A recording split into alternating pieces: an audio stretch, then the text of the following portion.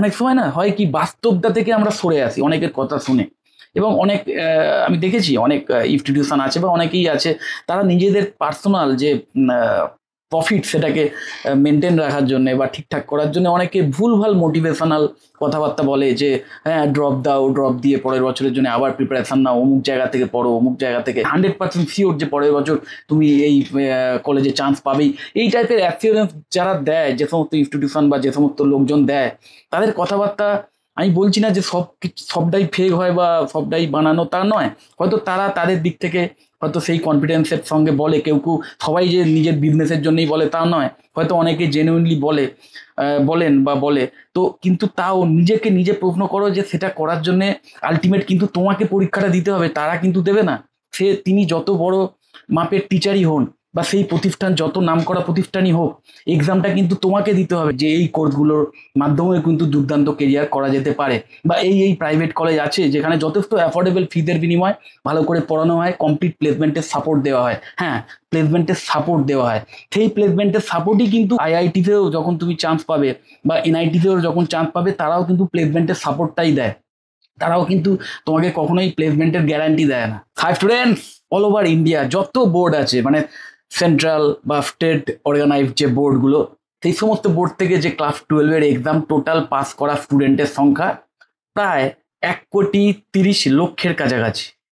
এবার এই 1,30,00,000 মধ্যে মোটামুটি ধরে রাখো প্রায় 35 থেকে 40 লাখের কাছাকাছি সায়েন্সের স্টুডেন্ট, মানে পিসিবি বা পিসিএম কম্বিনেশনের, মানে সোজা কথায় সায়েন্স স্পেসিফিক কোনো কম্বিনেশন নিয়ে তারা ক্লাস 12 পাস করে।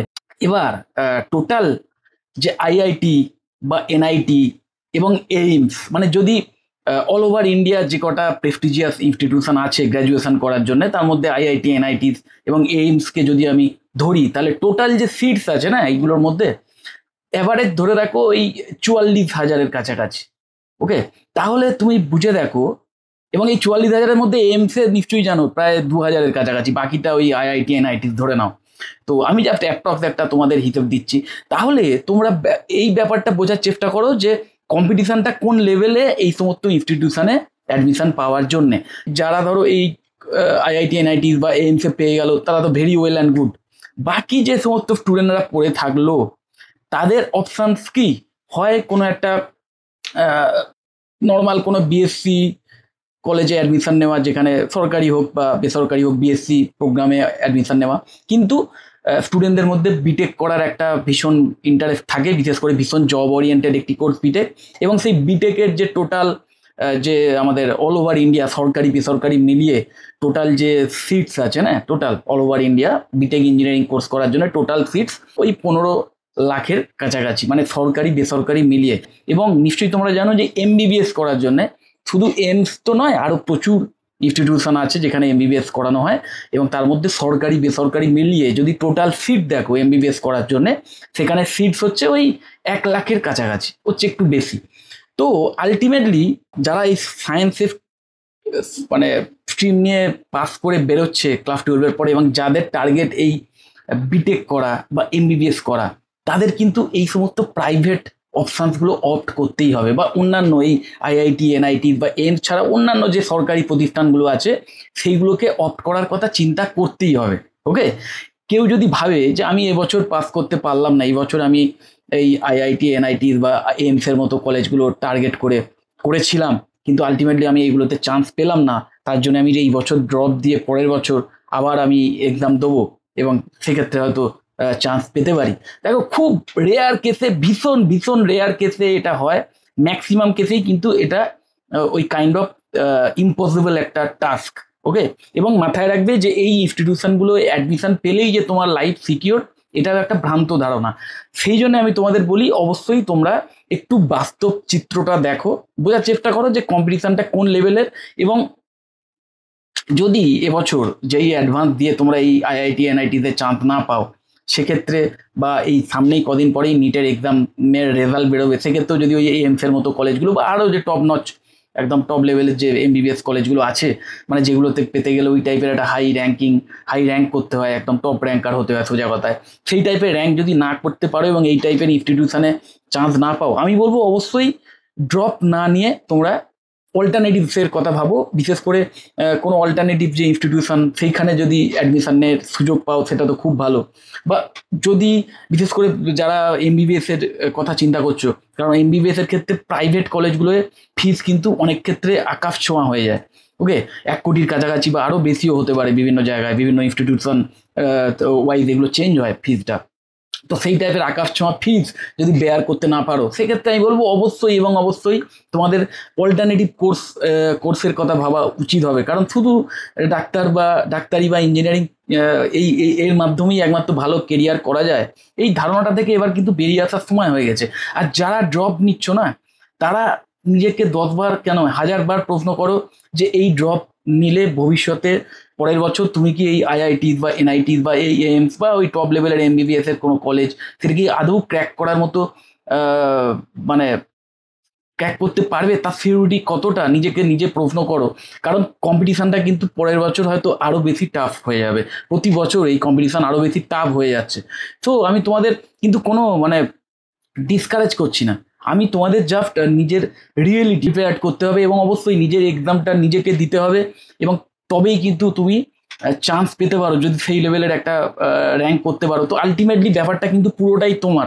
এবং এটা মাথায় রাখবে যে তোমার সামনে মানে তুমি যে ওই 1 বছর গ্যাপ দিচ্ছ, তো তোমার ওই 1 বছর ড্রপ দিয়ে তুমি যে পড়াশোনা করবে, তার যে মোটিভেশনটা অন্যদের থেকে তুমি শুধু পাচ্ছ, নিজের মধ্যে থেকে তোমার মোটিভেশন থাকার মতো কি কিছু আছে? কারণ কি তোমার তো অ্যাকচুয়ালি যেটা হয়েছে সেটা একটা ফেলিওর। অনেক ক্ষেত্রে ফেলিওর কিন্তু অনেকের জীবনেই ফেলিওর কিন্তু একটা দারুণ মোটিভেশনের কাজ করে, একটা দারুণ পুশিং এর কাজ করে। তো সেই টাইপের যদি তুমি হয়ে থাকো, তাহলে আমি বলবো অবশ্যই ড্রপ নাও, নিয়ে তুমি অবশ্যই প্রিপারেশন নাও, একদম মানে তুমি অবশ্যই তোমার গোলে সাকসেস হতে পারবে। ওকে, কিন্তু যদি ওইটা না হয়, কারণ ম্যাক্সিমাম ক্ষেত্রে হয় কি, ওই 1 বছর যে মানে তুমি ড্রপ দিলে এবং বেসিক্যালি তুমি একটা ফেলিওর হওয়ার জন্য ড্রপটা দিয়েছো, এমন যদি হয়ে থাকে, এবং সেক্ষেত্রে তোমার মাইন্ডের মধ্যে সবসময় ওই নেগেটিভ চিন্তাটা যদি থাকে যে এবছরও যদি না পাস করতে পারি, বা নিজের প্রতি একটা কনফিডেন্সের অভাব যদি হয়ে থাকে, এবং তোমার সামনে না কোনো মোটিভেশনাল কিছু তো বেসিক্যালি চোখের সামনে নেই, যে তোমার একটা বেসটাই হচ্ছে একটা ফেলিওর, সেই ফেলিওরের বেসে তুমি 1 বছর ড্রপ দিয়ে আবার পরের বছরের জন্য প্রিপারেশন নিচ্ছ, তোমার মানে তুমি নিজে প্রমাণ করতে পারোনি, এরকম একটা ব্যাপারে কিন্তু অনেকের ক্ষেত্রে এসে যায় এবং ইনফিরিয়রিটি কমপ্লেক্সে ভোগে। কারণ তারা এটাও দেখে যে তাদের সঙ্গে যে সমস্ত স্টুডেন্টরা পড়ছিল, তাদের বন্ধু বান্ধব, তারা তাদের চেয়ে হায়ার স্টাডি করছে। ওকে, মানে সোজা কথা গ্র্যাজুয়েশন কোর্সে অ্যাডমিশন নিয়ে নিয়েছে। এবং আলটিমেটলি এটাও তোমাদের বুঝতে হবে যে এই এন্ট্রান্স এক্সামগুলো, এগুলো কোনোটাই কিন্তু কোনো চাকরি পাওয়ার পরীক্ষা নয়, বা এই এন্ট্রান্স এক্সাম না দিতে পারলে, মানে এই এন্ট্রান্স এক্সামে ভালো র্যাঙ্ক না করতে পেরে অমুক কলেজে অ্যাডমিশন না পেলে তোমার যে আর এগোনোর সুযোগই বন্ধ হয়ে গেছে, তা কিন্তু নয়। তোমার সামনে অনেক পথ খোলা আছে।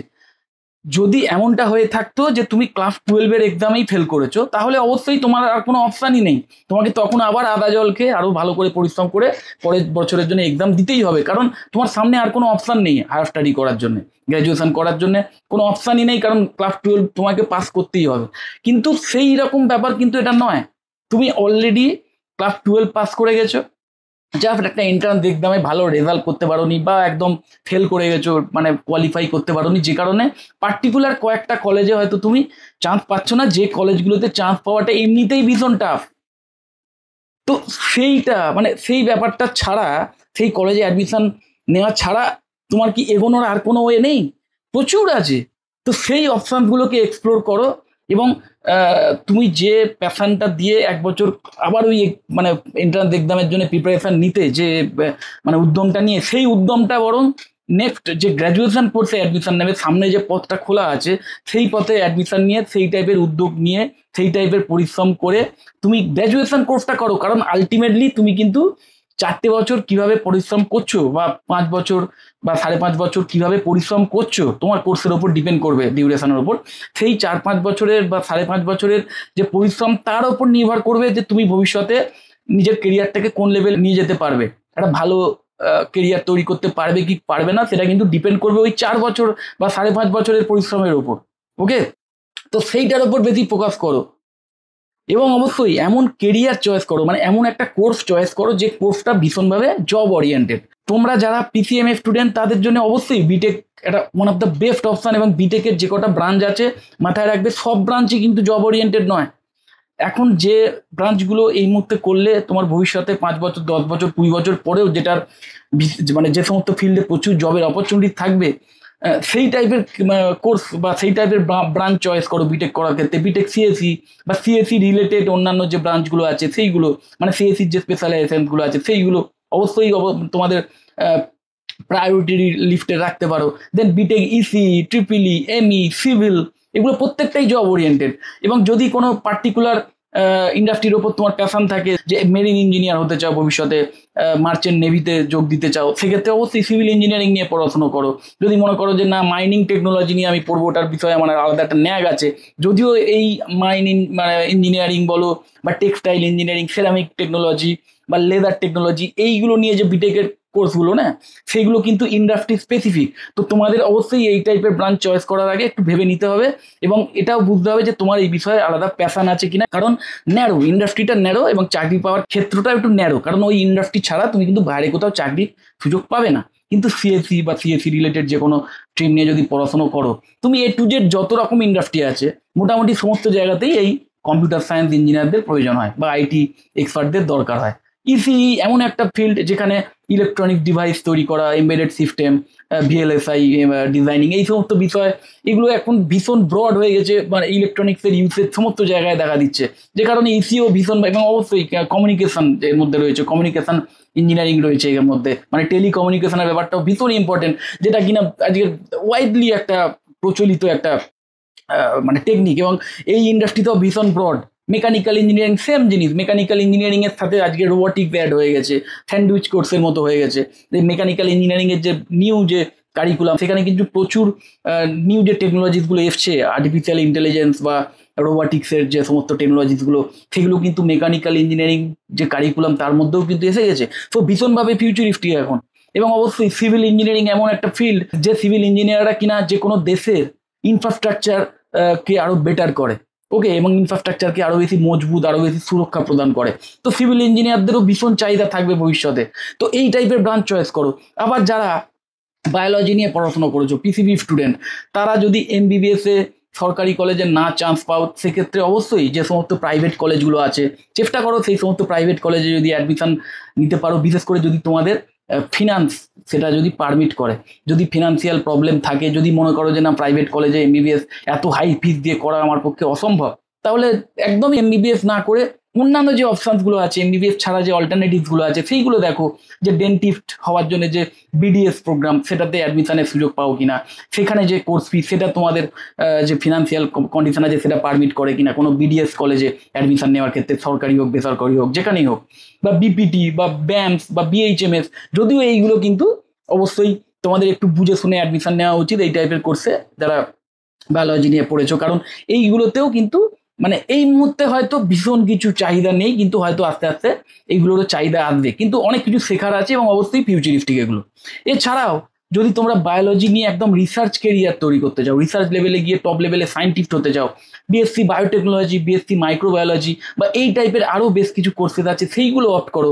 সেইগুলো করার জন্য প্রচুর ভালো ভালো প্রাইভেট কলেজের আছে। সেই যে প্রাইভেট কলেজের যে কোর্স ফি, যেটা কিনা এই সমস্ত এমবিবিএস এর যে প্রাইভেট অপশন তার চেয়ে অনেক অনেক কম, অনেক অনেক অ্যাফোর্ডেবল, এবং অনেক ফিউচারিস্টিক কেরিয়ার পাথ হতে পারে যদি এই টাইপের কোর্স তোমরা চয়েস করো। সো আমি তোমাদের বারবার বলবো যে ড্রপ নেওয়ার আগে না 10 বার ভাবো, কারণ মাথায় রাখবে কম্পিটিশন কিন্তু সেমই থাকবে, মানে কমবে না, বরং আরো বেড়ে যেতে পারে। এবং আমি বলছি না যে তুমি কম্পিটিশনে কোয়ালিফাই করতে পারবে না, তুমি হয়তো পরের বছর আরো বেটার করতেই পারো, কিন্তু সেই তার যে তুমি একটু যদি মানে এর যদি কোনো স্ট্যাটিস্টিক্স পাও, তুমি একটু সেটা ঘেঁটে দেখলেই বুঝতে পারবে যে যারা ড্রপার হয় তাদের মধ্যে ম্যাক্সিমামই কিন্তু চান্স পায় না পরের বারে, বা 1 বছর 2 বছর 3 বছর ড্রপ দেওয়ার পরও চান্স পায় না, এবং তারপরে অনেকে উপলব্ধি করে যে এতগুলো বছর আমি ওয়েস্ট করলাম। কারণ এমন অনেক স্টুডেন্টের সঙ্গে আমার কথা হয়েছে, তাদের গার্জেনরাও আমাকে ফোন করেছেন, এখনো করছেন, এই কিছুক্ষণ আগেও একজন করেছিলেন, তার ছেলে সে কিন্তু 4 বার এরকম নিটের এক্সামের জন্য প্রিপারেশন নিয়েছিল, এবং এবছর এসে সে রিয়ালাইজ করছে যে আলটিমেটলি অন্য কিছু ভাবতে হবে।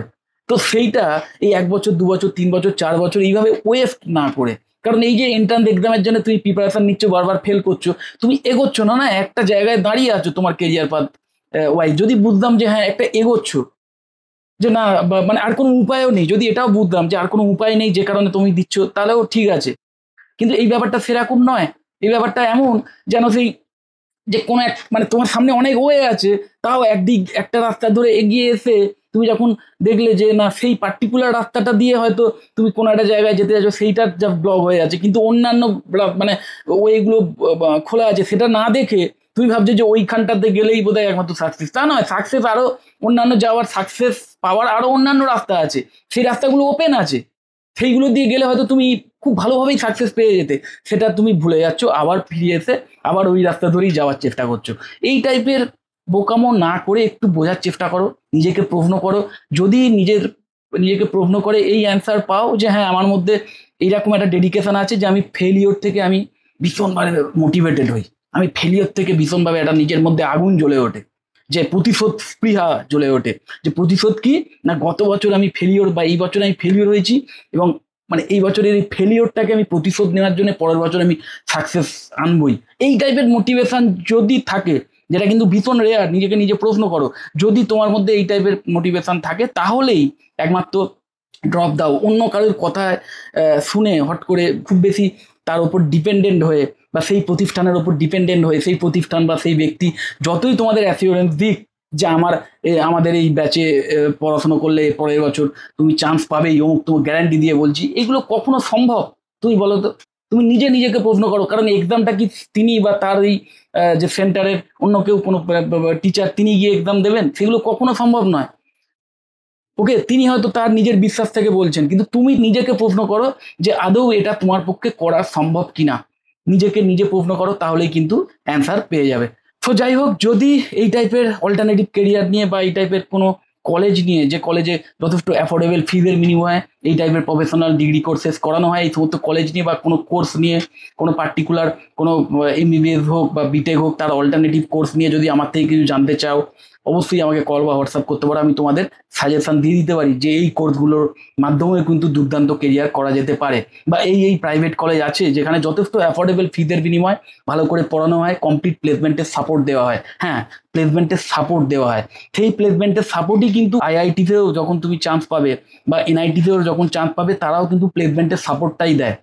তারাও কিন্তু তোমাকে কখনোই প্লেসমেন্টের গ্যারান্টি দেয় না। ওকে, তো এই ব্যাপারটা বোঝার চেষ্টা করো। যাই হোক, যদি মনে হয় ভিডিওটা হেল্পফুল, অবশ্যই লাইক করো। চ্যানেলটা যদি সাবস্ক্রাইব না করে থাকো এক্ষুনি সাবস্ক্রাইব করো, আর এই ভিডিও যতটা পারো শেয়ার করে দিও। টাটা।